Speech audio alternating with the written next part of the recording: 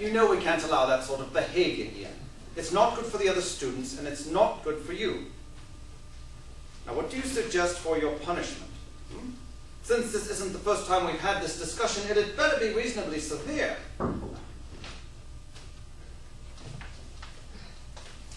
If it isn't, then I'll have to choose something, and you're probably not going to like what I come up with.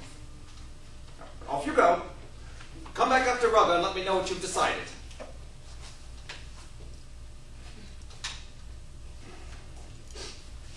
You know, Miss Baxter, I nearly dropped a glass of 20-year-old single malt when Patricia called and asked me to speak with you. How on earth did you manage it? I threw a hissy fit, and I think she was afraid I was going to cry. Again. And that worked on Patricia? Usually, people fall in love with themselves to get their names in print. With Alan, the only ones who will talk to me are the ones who never met him. And they won't stop. Well, the trustees are not all that excited about my being associated with 70s rock singers who overdosed on heroin. And they don't have anything new to say. I told everything I could remember to that one reporter who came to visit me the week after Alan died. And 25 years later, Phil Turner found me and mentioned my name in that damn book. What with that and Alan getting more and more famous, I get a call just about every week now. It gets old, and it takes a lot of time. So, I just point everyone to the Phoenix website. You and Alan started a band together.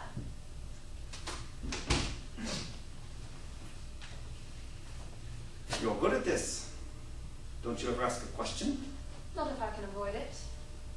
The funeral duck. Yes, Alan came up with the name. The students seemed to like it, but you never did tell Jeff and me what it meant.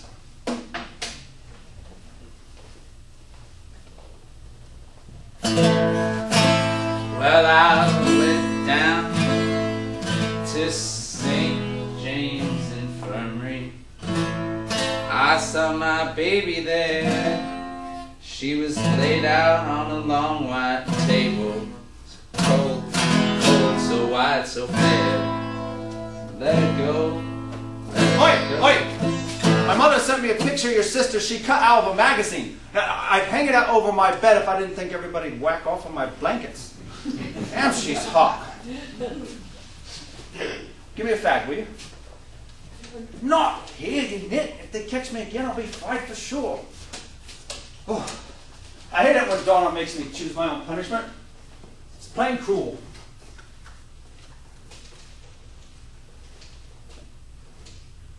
How come you never get caught? How come you never get caught? You smoke more than I do, you're not even careful. And if my hair was as long as yours, the head would nab me for sure. It's like you're invisible.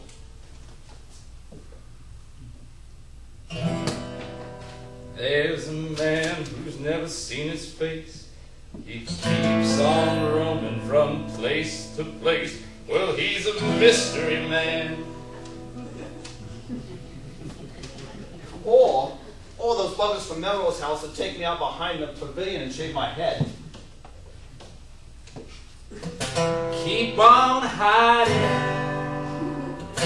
Keep on running. Keep on running till I run right out of here. Yeah, cute, but they never bother you. They love you. Everybody loves you. You bug. Oh. Jesus, it's cold out here. Let's go find Jeff and figure out what we're going to close with on Saturday night. No, that's what we always do. We need something different.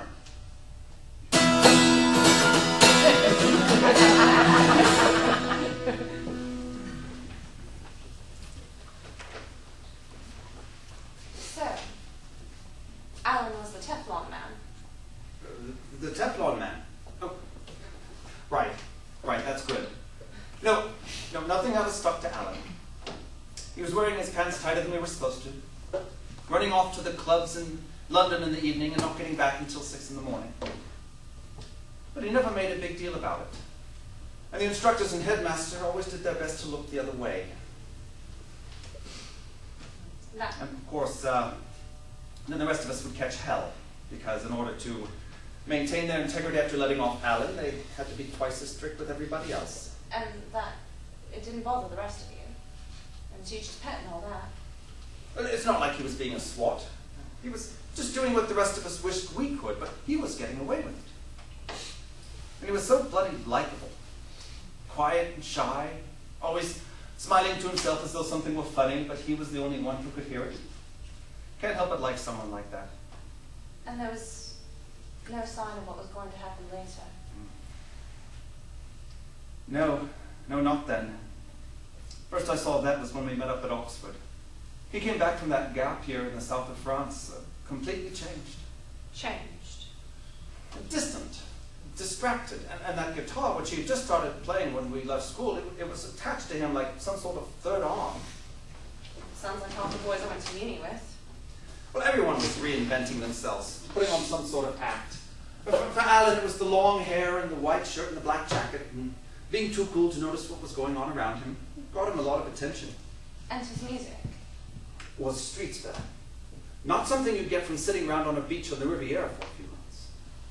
Now, I asked him about it, but he just shrugged and smiled and fiddled with his guitar some more. You should talk to Therese Martineau. I tried to reach her through her agent. She wouldn't talk to me either. Well, I'm sorry, I can't help you there. But if anyone would know, it would be her. Well, I haven't been to Paris for a while. I understand you were at the concert at the Hammersmith Odeon. You know, I almost wasn't. I had no idea that it was going on. I hadn't seen Alan for a while, and then a few days before the concert, he walks into my room, drops a couple of tickets on the bed, mumbles, "Got a gig in London this weekend," and he was gone. Well, I picked up the tickets, and holy shit, it was the Hammersmith Odeon. He was opening for Pentangle. The biggest thing he'd done before that was to play for tips a couple nights a month at Smith's Crib next to the campus. The Hammersmith Odeon is pleased to introduce a great new singer-songwriter. His first album, Tomorrow Was Perfect, is about to be released on the Piercing Records label. Ladies and gentlemen, the sensational Alan Phoenix.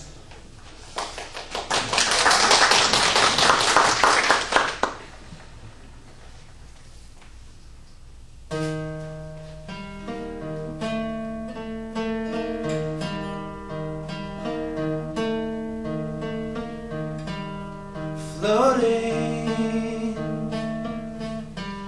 sinking down, will I rise again?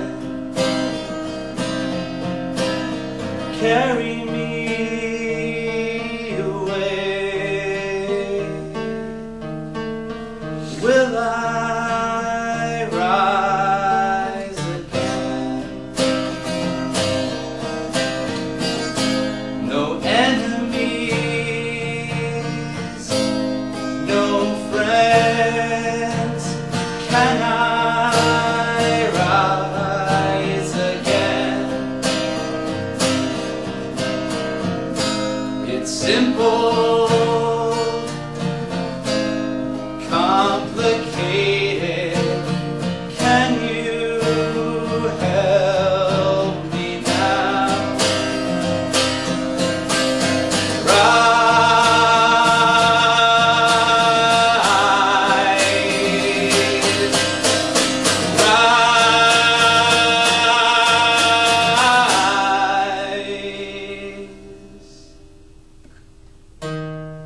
Every step, steady down. Will I rise again? When every move is all pre-planned, can I rise again?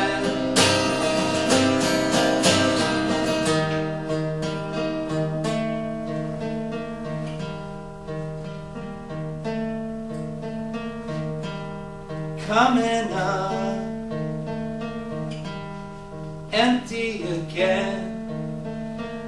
Will I rise?